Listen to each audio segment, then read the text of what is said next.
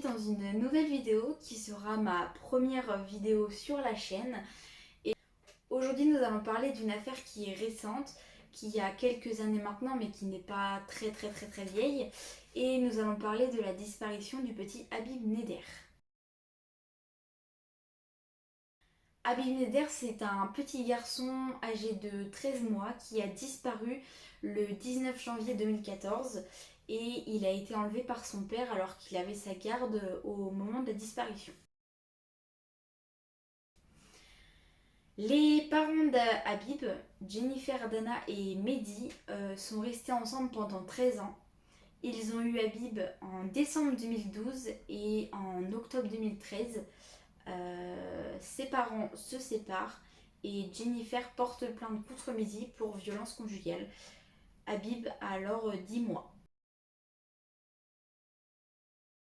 Depuis la séparation des parents, Mehdi a déjà enlevé plusieurs fois Habib et il a déjà menacé à plusieurs reprises Jennifer qu'il emmènerait son fils en Algérie, le pays d'origine de Mehdi.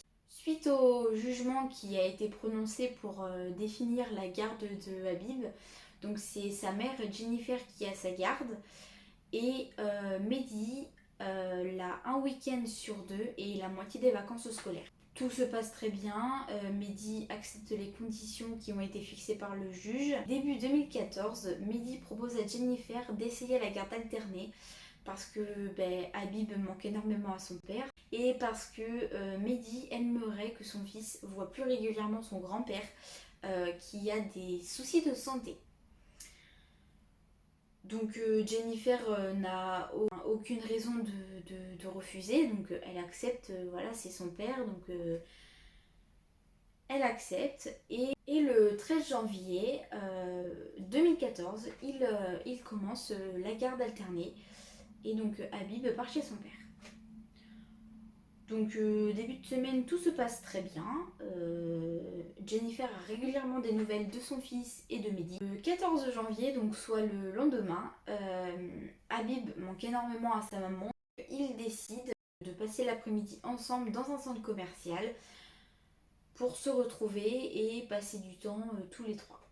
Donc l'après-midi se passe très bien. Et le soir, au moment de se séparer, Habib ne veut pas rentrer chez son père, il veut retourner avec sa maman parce que voilà, sa maman lui manque et tout ça. Jennifer le console, lui dit que elle l'aime très fort et qu'elle vient le chercher dans 2 jours. 2 jours plus tard, donc soit le 16 janvier 2014, Mehdi demande à Jennifer s'il peut emmener Habib à Ax-les-Thermes. Ax-les-Thermes, c'est une petite commune française qui est située dans l'Ariège en Occitanie. Il veut l'emmener à la montagne, passer la journée avec lui pour les 13 mois de leur fils. Jennifer est très réticente, elle hésite énormément. Mehdi n'a pas de voiture, il n'a pas de siège auto. Donc elle n'est pas du tout pour que cette journée se fasse, mais Mehdi lui laisse pas vraiment le choix, donc elle finit par accepter. Le lendemain, donc soit le 17 janvier, le jour où Mehdi devait ramener Habib à sa mère, Jennifer n'a aucune nouvelle de Mehdi. Elle essaye de l'appeler à plusieurs reprises sur son téléphone, il ne lui répond pas. Et c'est que le soir, vers 18h, que Mehdi va envoyer un message à Jennifer pour lui dire que finalement il garde Habib tout le week-end et qu'il lui ramènera que le dimanche à 18h. Donc le 20 janvier, Jennifer se rend donc dès le matin au commissariat et dépose plainte pour non-restitution d'enfants. Le dimanche arrive, encore une fois Jennifer n'a aucune nouvelle de Mehdi, elle l'appelle à plusieurs reprises, elle lui envoie des messages, elle l'appelle, elle tombe sur son répondeur. Donc là elle a vraiment aucune nouvelle de lui, c'est silence radio. Donc elle décide d'appeler la sœur de Mehdi, qui va lui annoncer que la veille, Mehdi était parti et qu'il leur a dit qu'il ramenait Habib à sa mère. Donc tout de suite, Jennifer comprend qu'il se passe quelque chose de pas normal. Et à 19h, heure légale pour faire quelque chose, elle appelle le commissariat qui lui disent de venir dès le lendemain matin pour déposer une plainte pour non-restitution d'enfants. Le policier qui va prendre sa plainte va lui dire qu'il faut que maintenant elle attende 3 semaines que la plainte soit enregistrée et que les premières investigations commencent. Donc tout de suite Jennifer n'est absolument pas d'accord. Elle veut que quelque chose soit fait tout de suite maintenant. Elle va insister énormément auprès du policier. Et le policier qui a pris sa plainte va finir par appeler le parquet. Et le parquet va de suite inscrire Mehdi et Habib dans le fichier des personnes disparues et lancer une géolocalisation du téléphone de Mehdi si aucune nouvelle de celui-ci dans les 3 jours. Et les policiers lui conseillent même de se rendre elle-même au domicile des parents de Mehdi pour voir si lui et Habib n'y sont pas.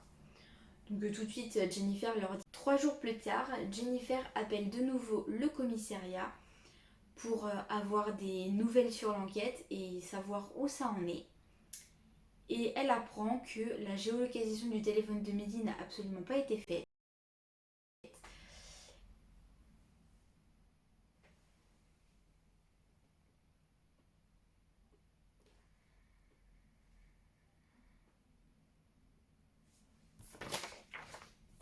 Bonsoir.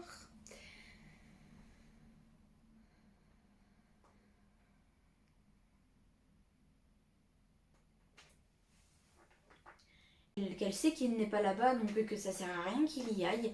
Et les policiers lui répondent que de toute façon, si elle n'y va pas, qu'elle ne s'attende pas à ce que les policiers eux-mêmes le fassent. Donc Jenny, ne sachant pas trop quoi faire, se rend quand même au domicile des parents de Mehdi. Bien sûr, elle n'y trouve personne, ni Mehdi ni son fils. Elle décide quand même de fouiller entre guillemets dans la chambre de Mehdi pour essayer de trouver quelque chose sur l'endroit où se trouveraient Habib et Mehdi.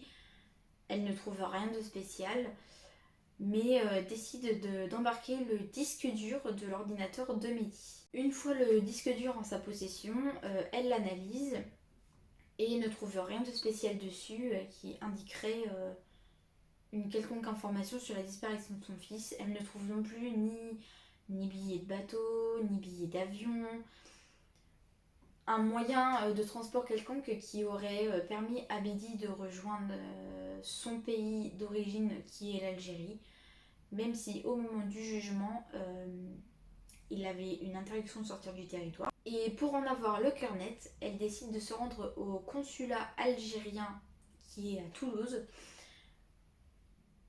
pour savoir si un passeport a été fait au nom de Habib. Donc là-bas, on va lui répondre qu'aucun passeport n'a été fait au nom de Habib. Et on va même lui dire que le passeport de Mehdi est périmé depuis 2006. Donc pour Jennifer, c'est quand même un grand soulagement, ce qui veut dire que Mehdi n'est pas parti en Algérie et donc qu'il est toujours potentiellement sur le territoire français. Mais elle va apprendre dans la foulée qu'une carte d'identité a été faite au nom de Habib en décembre dernier par son père. Donc suite à ces nouvelles découvertes, elle en fait part aux policiers qui sont en charge de l'enquête. Donc les policiers prennent les informations en compte mais ne font rien de plus. Et c'est pour cela que le 23 janvier, elle décide de se rendre une nouvelle fois au commissariat, mais cette fois-ci pour porter plainte pour enlèvement. Pendant un mois, il n'y a aucune nouvelle sur l'avancement de l'enquête. Rien qui pourrait donner une quelconque information sur l'endroit où se trouvent Habib et Mehdi. Et ce n'est qu'un mois plus tard que les policiers font enfin la géolocalisation du téléphone de Mehdi. Ça doit être fait dans les 3 jours et finalement c'est fait qu'un mois plus tard. Donc c'est... Moi ça me surprend quand même beaucoup. Mais bon, c'est après, voilà. Donc suite à ça, les policiers découvrent que le téléphone de Mehdi a borné pour la dernière fois à l'Hospitales Pré-Landor.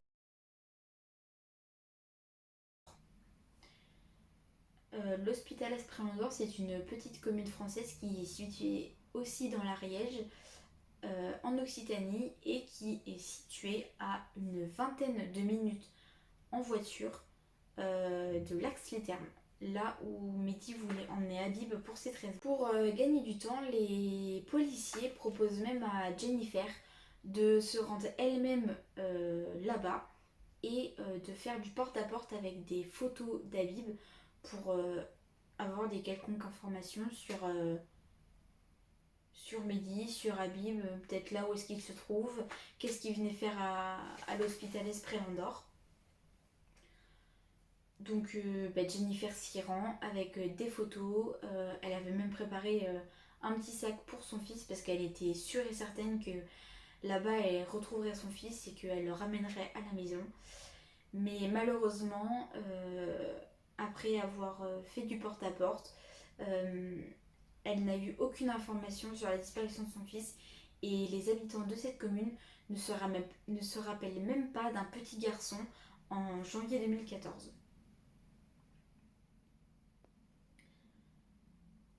Donc grosse déception pour Jennifer et elle finit par rentrer chez elle et attend que les policiers la recontactent. Fin avril 2014, Jennifer découvre dans le journal qu'un corps sans tête a été retrouvé dans l'Ariège à l'hospital Esprélandor. Donc suite à cette découverte, Jennifer demande à ce qu'un test ADN soit fait pour savoir si c'est le corps de Mehdi. Donc le test ADN est fait et quelques jours plus tard, la brigade des mineurs, parce que c'est eux qui ont repris l'enquête par la suite, lui annonce que le corps retrouvé dans la rivière est bien celui de Mehdi. Donc suite à cette découverte, des investigations sont faites pour essayer de retrouver la trace du petit Habib autour de l'endroit où le corps de Mehdi a été retrouvé et au large de la rivière, un petit peu partout sur les bords de la rivière, etc., sur plusieurs kilomètres. Mais malheureusement, on va retrouver aucune trace d'Habib. On va pas retrouver de vêtements, de doudous, de choses qui lui auraient appartenu et on retrouve même pas de corps, ce qui aurait aussi pu être une possibilité. Depuis la découverte de ce corps, il n'y a aucune nouvelle information qui n'a été jointe au dossier, il n'y a aucune nouvelle sur l'enquête.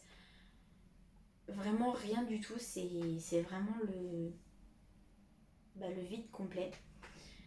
C'est pour cela que 4 ans plus tard, donc soit en mars 2018, Jennifer invite à tous ceux qui le souhaitent sur les réseaux sociaux d'envoyer une carte postale à Brigitte Macron pour qu'elle ait des informations, même qu'elle ait pourquoi pas des réponses sur la disparition de son fils et même de relancer l'enquête concernant sa disparition. Un mois plus tard, donc en avril 2018 à peu près, Brigitte Macron va lui répondre en lui disant que malheureusement elle ne peut pas intervenir dans une enquête en cours, mais qu'elle fait part de sa demande à Nicole Belloubet, garde des Sceaux et ministre de la Justice. Mais depuis cette nouvelle action pour essayer d'avoir des informations, l'enquête est au point mort. Clairement, on peut le dire, l'enquête était vraiment au point mort. Ils n'ont rien trouvé de nouveau sur Mehdi. Qu'est-ce qu'il serait allé faire à l'hôpital Esprélandor? Où est-ce qu'il aurait laissé le petit garçon? Est-ce que le petit garçon est mort aussi? C'est aussi une possibilité. Alors maintenant, je vais vous donner les avis, les hypothèses qui sont envisagées concernant cette affaire. Donc déjà, l'hypothèse de Jennifer, c'est que Mehdi a laissé son fils à une personne de confiance, une personne qu'il connaissait très bien, soit un ami très proche, soit un proche de sa famille, je sais pas. Mais en tout cas, une personne en qui il avait vraiment confiance. Et qu'ensuite, il s'est rendu à l'hôpital Esprélandor.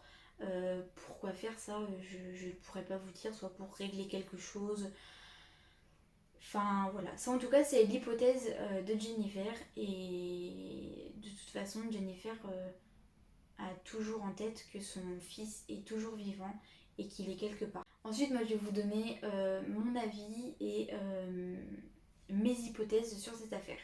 Maintenant, je vais vous donner les avis et les hypothèses concernant cette affaire.